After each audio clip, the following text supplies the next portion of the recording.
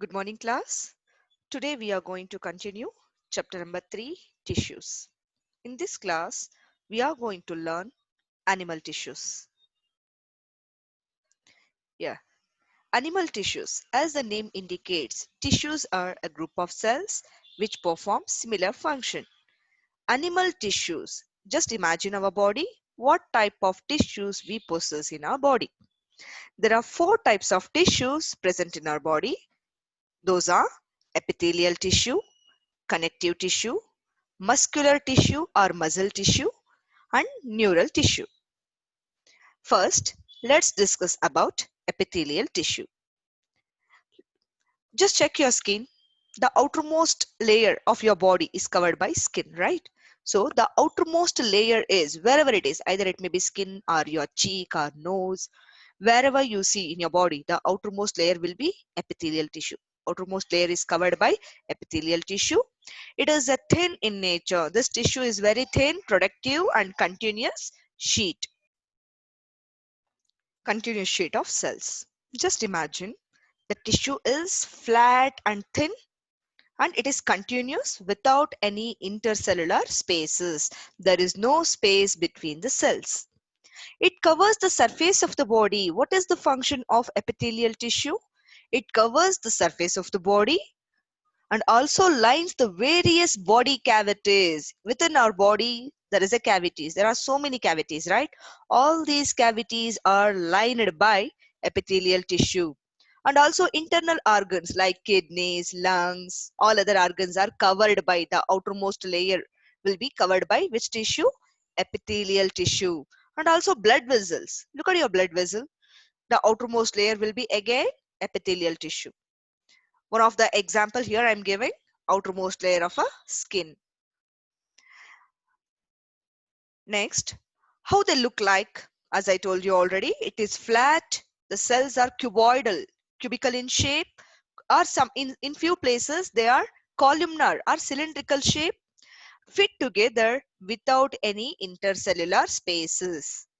What is its function? It gives protection. What is the function of your skin? It protects your body, right? So epithelial tissue function is wherever it is present, the only function of epithelial tissue is protection. In few places, it performs absorption too, secretion and sensory. Example protection, skin. If it is present in intestine, then it secretes few chemical substances, secretion, and even in skin it performs sensory action. It senses the signals or stimulants. Next, categories of epithelial tissue. What are the categories of epithelial tissue? Epithelial tissue based on location again classified into four different types. What are those? Squamous epithelial tissue, stratified epithelium tissue, cuboidal epithelial tissue, and columnar epithelial tissue. First, let's discuss about squamous epithelial tissue. Look at this picture.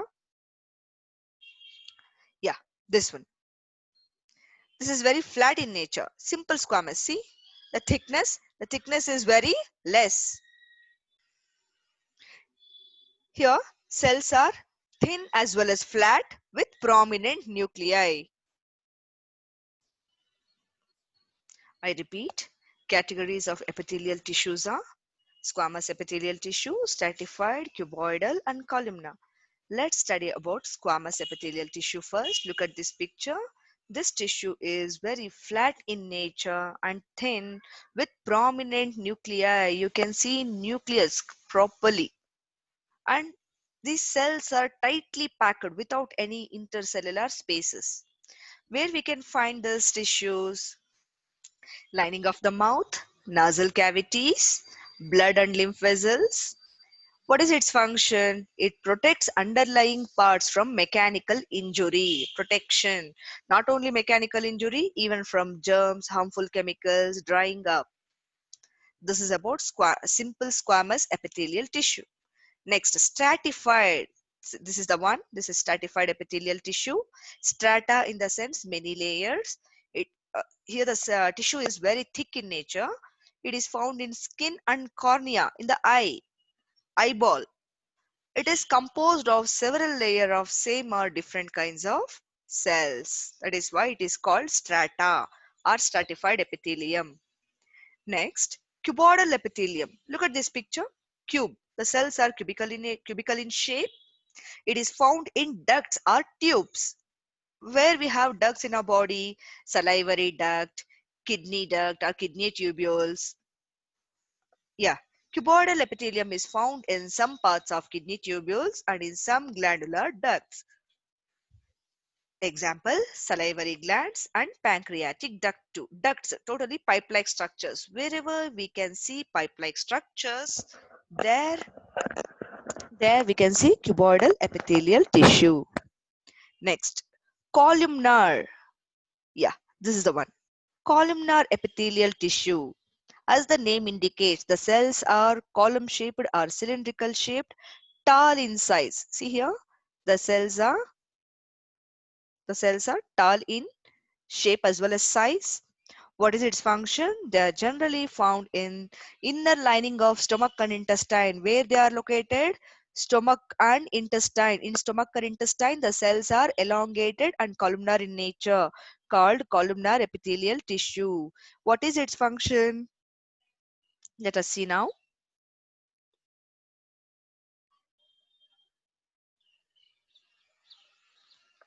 Yeah,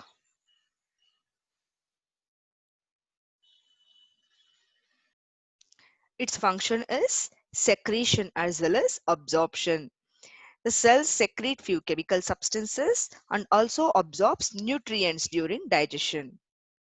Next, ciliated columnar epithelial tissue. As the name indicates, if you if columnar epithelial tissue possesses cilia upon it. This is the picture. See, this is columnar epithelial tissue. Above its surface, you can see small hair-like structures called cilia. This is ciliated columnar epithelial tissue. What is its function? Where it is located? It is located in the windpipe, which is connected to the lungs. It possesses cilia. Whenever you inhale air, if dust particles or germs are present in that air, it just lashes out. So it constantly lashes and moves the materials which enters this region. So this columnar epithelial tissue along with windpipe, it is also present in oviduct. Oviduct. It just lashes the ova towards uterus. Next, glandular epithelium. Look at this picture. Yeah, gland in the sense, either it may be a cell or tissue or organ, okay, which secrete chemical substances. Either it may be a hormones or enzymes or juices. So glandular epithelium is a kind of again columnar epithelial tissue. It contains large cells. How cells look like? The cells are large and secrete certain chemical substances. Where you can see these glands in the stomach or intestine, where it secretes enzymes or juices and even hormones. Example, thyroid gland secretes thyroxine hormone. Stomach and intestine secretes different juices, gastric juices like pepsin, renin, pancreatic juice. Yeah. Next, connective tissue. What is mean by connective tissue? As the name indicates, the tissue which connects one organ to the another organ or one tissue to the another tissue. The connective tissue, it binds one tissue with another, and along with that, it also connects various organs and keeping them in proper place. Again, the connective tissue is classified into different types, three types based on function. First one is connective tissue proper, which serves for the packing. It packs as well as binds the organs, internal organs. Say for example, kidney, lungs are placed at particular location, right? How they are placed? Because the organs are covered or connected by few tissues. What is the tissue? Type of tissue is connective tissue proper. It serves for the packing as well as binding organs. Next, supportive connective tissue. As the name indicates, it gives support.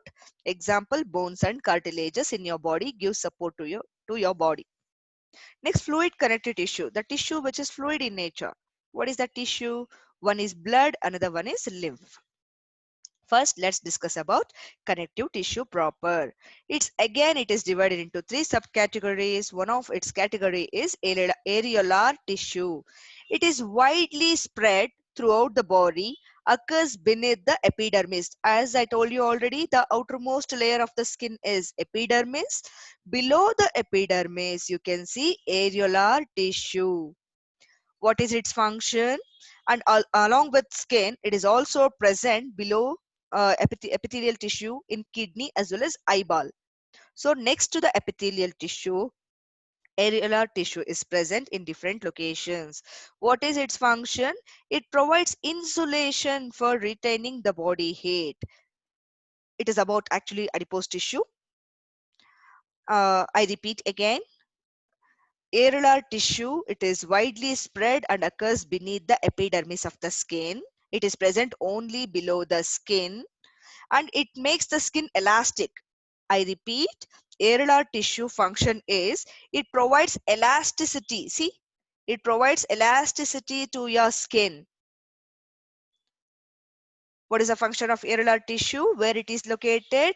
Areolar tissue present below epidermis, the epithelial tissue of your skin. The outermost layer is epithelial tissue.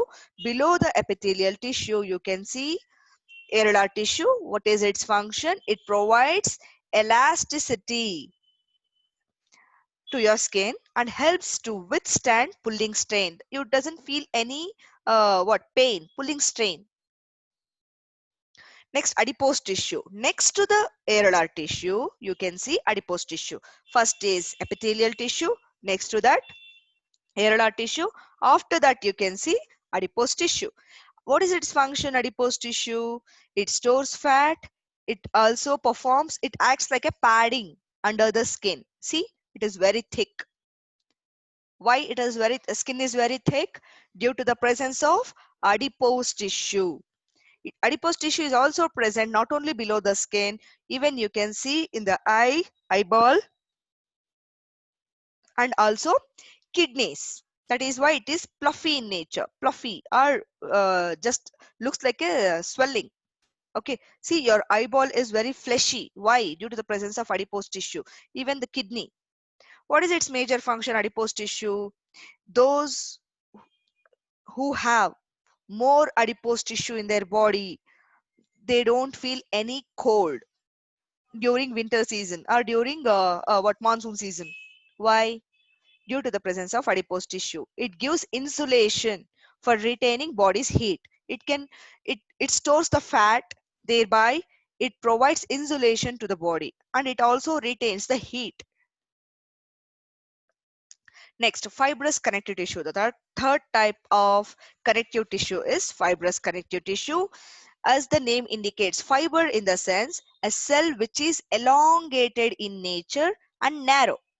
The cell which is narrow as well as elongated. Those cells are commonly called fibers. Here the cells are elongated, called fibers. The fibers are strong and bundled together by areolar tissue.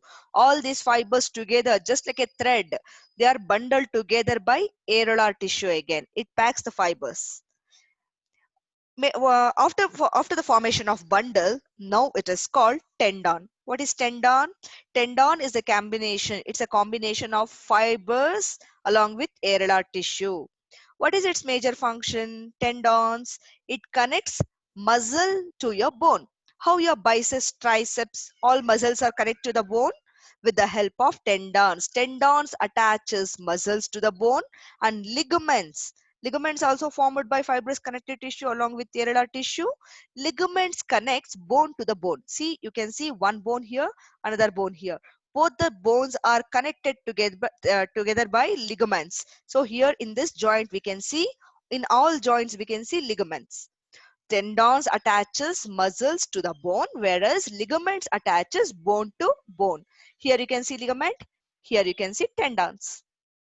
Next, supportive connective tissue. Example, cartilages and bones. What are supportive connective tissues? The tissues which give support to your body. Example, cartilage. It is non-porous in the sense without any holes. It has a thickened intercellular substance called matrix. Intercellular substance in the sense between the cells. Just imagine this is one cell, this is another cell. So between two cells, you can see space. This space is filled with a substance called matrix. Here, this matrix is very thick in nature. It doesn't possess cartilages, doesn't possess any blood vessels. That is why during the breakage, if cartilages breaks in your body, you cannot bleed. You're not able to release blood. Why? Because due to the absence of blood vessels, and you don't even feel pain. Why? Because due to the absence of nerves too. So there is no blood vessel. There are no nerves in cartilages. This is the major difference between bone and cartilage. Cartilage is non-porous, whereas bones are porous. Porous in the sense small holes. And cartilages has no blood vessels as well as nerves, whereas bones possess blood vessels as well as nerves. That is why the breakage of bone gives you pain as well as you leads to bleed. Next, bone. It is a hard porous substance. It has a very good supply of blood vessel and nerves, and it consists of living cells called osteoblasts. The cells which are present in bones are called osteoblasts. See these black dots? These are cells actually arranged in concentric rings. See the rings? Here the cells are called osteoblast. Here the matrix possesses inorganic salts like calcium and phosphorus. This is bone and this is cartilage. See cartilaginous cells, and the cells of between the cells you can see the matrix. Here the cells along with matrix. This is about bone and cartilage. Next, fluid connective tissue. As the name indicates, fluid, the connective tissue which is fluid in nature. Example, blood and lymph. Blood has two components. One is liquid component, another one is cellular component. Liquid component is plasma and cellular components are RBC, WBC and platelets. RBC in the sense red blood corpuscles, WBC white blood corpuscles. Here, blood is red in color due to the presence of hemoglobin pigment in RBC. It carries oxygen as well as other nutrients. WBC fights against germs, and platelets helps in coagulation of blood or clotting of blood. Whenever, say for example, if you met with an accident, you will be bleeding, right? So after some time, if possible, what if the damage is less, automatically your blood starts clotting. Why? Due to the presence of platelets. Lymph. What is lymph? There is a difference between blood and lymph. Yeah, I forgot to tell you about plasma. Plasma, in the sense, it is a fluid part of a blood. If you want to check, if you want to do one activity, you can do it. Collect blood sample. I mean, not yours. Either it may be any animal or chick. Leave it for some time. I mean, 5 to 10 minutes. After some time, you can see fluid part which will floating above, and the solid part which will settle down. The the component which settle down are RBC, WBC and platelets. The components are the remaining part which is floating above is a plasma. What is lymph? Lymph is nothing but it is similar to blood, except here lymph doesn't possess RBC and platelets. Remaining thing all are same. It is similar to blood. Lymph is a fluid surround. Where it is present, this lymph? It is present surrounding the cells. It is also called body fluid. It is a blood plasma that has oozed out of the blood vessels. Just imagine in a blood vessel, blood is flowing just like a pipe, just like a water which is flowing in a pipe. When it is oozed out of the blood vessel, when the plasma oozed out of the blood vessel and it present between the cells, now it is called lymph. Here it contains only WBC but not RBC and platelets. Next, muscle tissue. There are three types of muscles. One is skeletal muscle, smooth muscle and cardiac muscle. Skeletal muscle, as the name indicates, the muscles which are attached to your skeleton. Smooth muscles.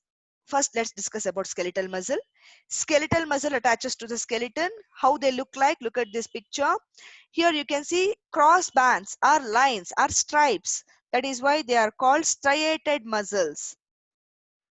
And they are voluntary in nature. Voluntary in the sense you can control these muscles. It is under your control. You can lift your hand. Why? Because you are lifting your muscles. It is under your control. Where they are present, the skeletal muscles? In the limbs, in the sense hands and legs. Unstriated muscles, also called smooth muscles. Why? Because cross bands are absent, lines are absent. That is why they are also called unstriped and involuntary. They are not under our control. They are under the control of these muscles, are under the control of brain. Where they are located? Urinary bladder, stomach, intestine. Just try to contract and relax your urinary bladder, intestine. Is it possible? No. Why? Because due to the presence of smooth muscles which are not under our control, involuntary in nature. Third type is heart or cardiac muscle, present only in heart. They are striped as well as branched. See the branches? Striped as well as branched, present only in heart. They are restless muscles. They work continuously. If they take rest, definitely we have to take rest in graveyard. So it is restless muscle. Next, the final one is neural tissue. Neural tissue is the sense, the tissue which is present in brain. The structural and functional unit of brain is called nerve cell or brain cell. This is the structure of brain cell or nerve cell. Let me use marker. Yeah, yeah. This is nerve cell or brain cell, the structural and functional unit of brain. This tissue, nervous tissue, is made up of specialized elongated cells called neurons. See, the tissue is made by nerve cell called neuron. It is elongated in nature, the lengthiest cell in our body. In elephant, it reaches 3 meters. The nerve cell length is 3 meters in elephant. Each nerve cell consists of cell body. See here, this is cell body and this is nucleus. Cell body is also called, see this is cell body, it is also called perikaryon or cyton, and it also contains nucleus and one or more, see, hair-like structures. One or more hair-like structures called dendrites. These are dendrites. These are the extensions of cyton. One of these dendrite elongate to form an axon. See, one of the dendrite is very lengthy in nature, and now it is called axon. It may be very long as 1 meter in humans or even 3 meters in elephant. These axons bundle together. Just imagine so many axons here.